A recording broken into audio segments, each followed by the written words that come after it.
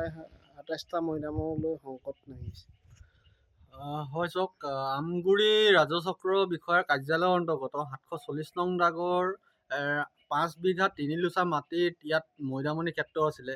এই মৈদামনী ক্ষেত্ৰত প্ৰায় ২৭টা মৈদাম আছিলে এটা সময়ত, কিন্তু দেখা গ'ল যে ২৫টা মৈদাম সম্পূৰ্ণৰূপে ইয়াত ধ্বংসপ্ৰাপ্ত হ'ল। ইয়াৰে মাত্ৰ 2টা মৈদামৰ অস্তিত্ব বৰ্তমান ৰৈছেগৈ। শৰাইঘাটৰ শেষৰখন ৰণ, যিখন অসমীয়াৰ অস্তিত্ব ৰক্ষাৰ শেষৰ সংগ্ৰাম বুলি কয়, সেই সংগ্ৰামখনত আচলতে যিসকলে প্ৰাণ আহুতি দিছিলে, যিসকলে জীৱনৰ সৰ্বোচ্চ ত্যাগ কৰিছিলে, ডেকা ফুকন, চিৰিং ফুকন, হৰনাথ ভিতৰুৱাল ফুকন আদি কৰি যিসকল লাচিতৰ লাচিত বৰফুকনৰ সমানে সমানে আচলতে পালি সেনাপতি হিচাপে মোগলৰ বিৰুদ্ধে যুঁজ কৰিছিলে, সেইসকলৰ মৈদাম আচলতে এনেধৰণে যি সংকট অৱস্থাত যোৱাটো অসমীয়া জাতিৰ বাবে অত্যন্ত দুৰ্ভাগ্যজনক বিষয়।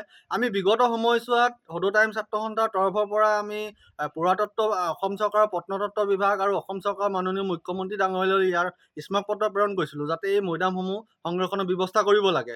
কিন্তু দেখা গ'ল যে চৰকাৰখনে আচলতে কোনো ধৰণৰ ব্যৱস্থা আজি পৰ্যন্ত গ্ৰহণ নকৰিলে।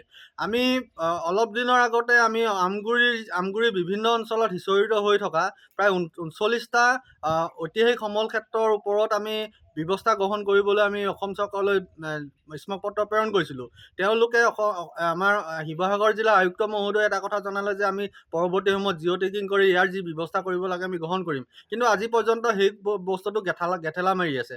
আমি সেই টাইম ছাত্ৰ সন্থাৰ পৰা দাবী জনাইছোঁ। আৰু লগতে এটা কথা যে বৰ্তমানৰ মুখ্যমন্ত্ৰীগৰাকী যিহেতু খিলঞ্জীয়া আৰু জনজাতীয় বিশ্বাস আৰু সংস্কৃতি বিভাগৰ মন্ত্ৰিত্বৰ দায়িত্বত আছে, তেখেতক আমি অনুৰোধ জনাইছোঁ যাতে এইসমূহ যিসমূহ ঐতিহাসিক সমল আছে, প্ৰত্যেকটো ঐতিহাসিক সমলেই একোটা জীৱন্ত ইতিহাস আচলতে বহন কৰি আছে।